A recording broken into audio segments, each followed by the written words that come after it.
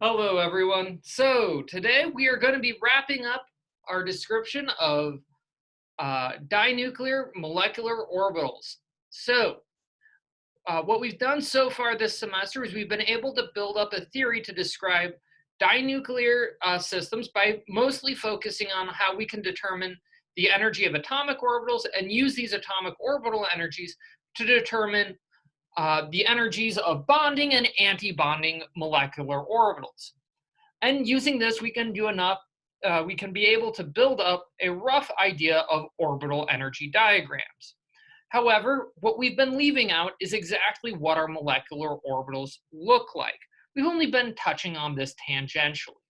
So what we're going to be doing today is focusing on how we can use the information we've developed previously to determine exactly what my molecular orbitals look like by treating them as a composition of my atomic orbitals. So we're going to be doing this using a lot of the same equations we've already built up. So it turns out that one of the most relevant equations that we can use is our secular equations. Because if you remember, the secular equations, which we mostly used to determine the energy of our molecular orbitals previously, do indeed relate the energies of our atomic orbitals, our molecular orbitals, and the extent of overlap in between our atomic orbitals. But one of the important features they did include was the exact proportion of atomic orbital A and atomic orbital B to any molecular orbital. So what we can do is, using this information, we can take our secular equation and rearrange it to give us the ratio of orbital A and orbital B. Again, if I want to treat these as proportions, I will need to square them. But definitely the contributions of A and B to any set of molecular orbitals. Now, this is actually incredibly useful. But as you may have noticed, this does leave us with two variables, but only one equation. So in order to accurately determine exactly what my coefficients and thus the probabilities of my wave function being in any given state are, what I'm going to need to do is invoke a second equation. And it turns out we actually have several to choose from. But the one that I would highly suggest, because it does have some benefits we'll see later on, and it's the simplest form, is using our normalization equation. So this is the idea that if I take the integral of my molecular orbital, it has to be equal, over all space, it has to be equal to 1. And it turns out that the integral of the square of my wave function is this value. So I can simply set my probability over all space equal to 1, and then congratulations, without invoking another variable, because we already needed to determine the overlap integral to relate our two ratios, we're able to we're able to generate another equation that involves the composition of of atomic orbital A and B in our overall system. So this is actually a very useful set of equations that we can go ahead and combine, because I now have two equations, two unknowns. So using this, I can go ahead, combine them together, and solve for the composition or the coefficient of atomic orbital A, whether this is a carbon 1s orbital, carbon 2p, or 2s. No matter what orbital I'm mixing in, I can find its contribution using, let's be honest, a rather bulky equation. So not too many variables present. I only have the Coulomb integral for A, my overlap integral, and my resonance integral, and the energy value I already solved for. But it's not exactly an equation I want to use all of the time. So in practice, we're often going to use a set of limiting conditions to help make the results a little bit more intuitive and see what we can go ahead and learn about our molecular orbital composition using these rough descriptions. So one of the easiest cases we can address is one we've actually already talked about a little bit. and that's our homonuclear system. So if I've got a homonuclear system, say 2 carbon atoms, 2 hydrogen atoms, 2 chlorine atoms, the orbitals that are going to mix are going to tend to be identical. So the orbital energy for A is the same thing as the orbital energy for B, which we then just naturally shorthand as alpha. So being able to drop two of our uh, Coulombic interactions down into a single Coulombic variable gives us a very nicely truncated energy equation that we already developed for homonuclear energies. So it turns out our bonding energy is simply going to be alpha plus the resonance integral over essentially a normalization factor.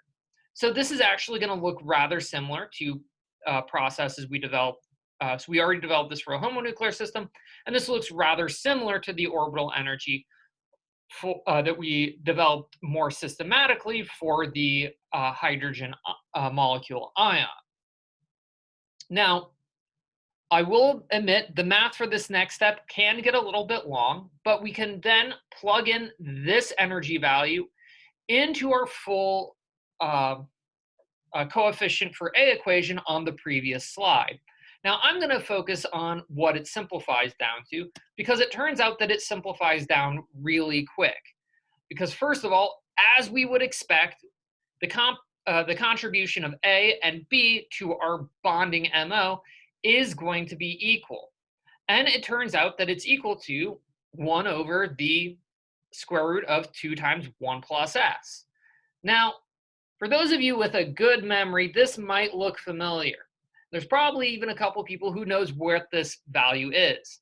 It turns out this is the normalization constant for a homonuclear system, because by convention, for a homonuclear system, our coefficients are often 1 because they are in a 1-to-1 ratio. And thus, by using the setting our 2 coefficients equal to the normalization constant, what we end up with is not only will I generate a correct molecular orbital for a homonuclear system, it turns out I generate a normalized wave function. So once we use the set of equations we developed, we no longer have to worry about normalizing our wave function, which should hopefully make sense because one of the 2 equations that we used to generate our coefficients was the normalization constant. So by doing this, we get this big benefit of when I plug these values into my MO, I get the right wave function right off, no need for normalization, which is always fantastic. And it turns out you can repeat this exact process for the anti-bonding orbital, where, if you remember correctly, the energy equation is roughly the same, except for now we have a negative sign on the energies of on the interaction energy, and again on this kind of normalization factor in the denominator, because we've moved a lot of that electron density around from the center bonding region out to the outsides, which does affect how we normalize the combination of our 2 wave functions. And similarly, because I've changed the normalization constant, the equation for my coefficients does change slightly, where it goes from a plus to a minus. And the important thing is when I have an anti-bonding orbital, my 2 atomic orbitals are going to be out of phase. So we end up bringing in a negative coefficient. So if I have a positive contribution from an orbital on atom A, I have an out of phase contribution from atom B. So hopefully this should all look kind of familiar because we've developed a lot of these contributions, albeit via a very different route for the homonuclear systems. Now, for the heteronuclear systems, this can get a little bit more messy because the equation we had for the full heteronuclear system was very ugly.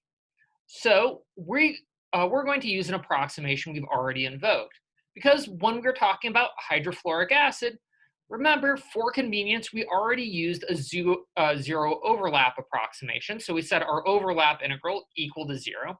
And it turns out when we do this for our coefficient equation, we're able to drop the full drop one of our terms, and one of our other terms simplifies. So when we end up doing this, we can determine the energy of our the coefficient of our lower energy atomic species, so the one that is more stable, using the coefficient using 1 over the square root of, again, 1 plus the difference in between our orbital energy, or atomic orbital energy, and our molecular orbital energy. Then essentially normalized, accounting to the strength of the overlap. And again, then squared to get rid of signs, and the square root then helps deal with that. Now, one of the important things that we want to verify is that we'll get back a lot of the same trends that we did when we were talking about hydrofluoric acid. So let's say, what happens if I have an orbital that is very similar in energy to my nuclear energy, to my an atomic orbital that's very similar to my molecular orbital energy. At this point, this expression goes to 0, and thus this whole term drops to 0, and I have a value of roughly 1. So if my orbital energy is similar to my atomic orbital energy is similar to my molecular orbital energy, that means that my atomic orbital is going to, or my molecular orbital is going to be almost entirely composed of the atomic orbital that is closest in energy. Now, if the values tend to be very different in between my molecular orbital and my atomic orbital, then this value will get increasingly large, increasing the size of the total denominator, and I'm going to have a much smaller contribution. And logically, this should end up maxing out when the difference should end up maxing out when I have a 50%, when the difference in orbital energies will tend to maximize out when I have two species of very similar electronegativities or orbital energies, because that's when I maximize the difference in between atomic orbitals and molecular orbitals.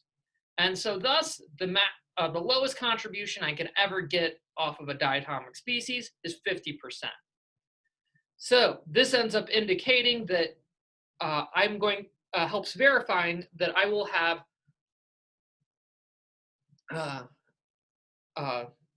an even contribution in between two atomic orbitals when their energies, when the energies have been essentially most stabilized or destabilized via the difference of atomic and molecular orbitals. Now, so far, we just generated an equation that gives us the contribution of atomic orbital A. We still need to worry about atomic orbital B. Now, we can use our normalization constant for this, but the normalization constant won't always give us the correct sign. So in order to verify that we get the correct sign, it's often most useful to use the equation we previously obtained at the beginning of this lecture to relate composition of A to composition of B. The difference of the atomic orbital energy and the total energy will help verify that that depending on my system, the orbitals are either going to be in phase or out of phase if they're in a anti-bonding configuration. So this is essentially a double check to make sure that we have the correct sign. So far, what we've done is managed to introduce the rough energy formalism for a heteronuclear system. Now let's go ahead and see what this looks like a little bit more in practice by returning to our hydrofluoric case. So when I'm looking at hydrofluoric acid, we can then take the energies of our atomic orbitals, our molecular orbitals, and the fact that we had a overlap integral, a resonance integral of -1 eV and an overlap integral of 0, to then go ahead and back out the orbital contributions. So what we end up finding out is that The bonding orbital has a coefficient for the hydrogen character of 0.28 and a fluorine character of 0.96. So again, the molecular orbital most closely resembles the atomic orbital, similar in energy, because it's mostly fluorine character. Now, those of you who like paying attention to detail may notice that these two values don't add up to 1, which makes it a little bit hard to talk about things like normalization. Except for then we have to account for the fact that when I'm dealing with normalization, it's not so much the C value that matters as their squared values. And this case is made even easier by the fact we're assuming the overlap integral is equal to 0. And so what we can do is by taking the squared of these two species and then comparing the ratios, what we find out is that if I was going to observe this molecular orbital, there is a 92% chance that I'm going to observe an electron in this orbital on fluorine. And there is going to be an 8% chance that I observe an electron in this orbital on hydrogen, which again really ends up helping to describe what we already know about electronegativity. So these values of the compositions indicate that the electrons, because if I put 2 electrons into this orbital, they're going to spend 98% of their time on fluorine. And this is always going to happen because the more electronegative atom is going to be the one lower in energy. And that's the one that more closely resembles the molecular orbital. The lower in energy, the more difference, the more time the electron spends on this species. And it turns out that this more or less maximizes out by the time these two energy differences get so big that my molecular orbital and atomic orbital energies become identical. And at that point, if I was going to put 2 electrons on this bond, instead of so much going onto the molecular orbital would be the atomic orbital. And so I'd have both electrons landing on the lower energy species. Congratulations, that's an ionic bond. And this is why we often describe the continuum of covalent to ionic bonds as a continuum, because it has entirely to do with the ratio of how much time an electron spends on each of the composing orbitals. The larger the coefficient, the more time the electron spends around that contributing atom. And these coefficients are largely driven by electronegativity or orbital energies. All of these things we've been talking about since Gen Chem turn out to be highly connected. And so this is one of the tricks you can do when building up things like orbital maps. You'll end up finding that the electrons tend to gather, maybe not so much on this end, but definitely around the fluorine p orbital. And so there's still going to be a fair contribution here in the middle, even if the fact that the electron spends 92% of its time around fluorine, because this is the fluorine. Similarly, things that are almost exclusively hydrogen character, you're going to spend almost no time on, because this is about the most electronegative a covalent bond gets. I only have 8% of my time around that hydrogen. Any more, and you start looking at something we call ionic. Does this mean it has no covalent character? Not so much. But here's the beauty. We now have a way to quantify it. Now, one of the things that is worth acknowledging, even though we spend less time talking about antibonding orbitals, especially in a molecular orbital system where each atom brings 1 electron, that what ends up happening is the antibonding orbital is going to mostly resemble the higher energy species. So if I ended up exciting this electron up into the antibonding orbital, it would spend 92% of its time around the hydrogen, but only 8% of its time in the fluorine. And again, one of the reasons why is because we're going to do an antisymmetric combination, which means the resulting MO has no density in this region. And so you'd either be spending your time in this polarized region, or because you subtracted out all of the P character, you're spending all your time in this region. And so hopefully this makes sense as we've been able to take our time and build up what molecular orbitals and molecular electron distributions look like out of just simply what we know about the atomic characters by themselves. So, this brings us to the end of simple diatomic systems. What we're going to do next time is try and expand a lot of this basic logic up into polyatomic systems. And before we do that, we're going to need to build up a whole new notation. Until then, take care and stay healthy.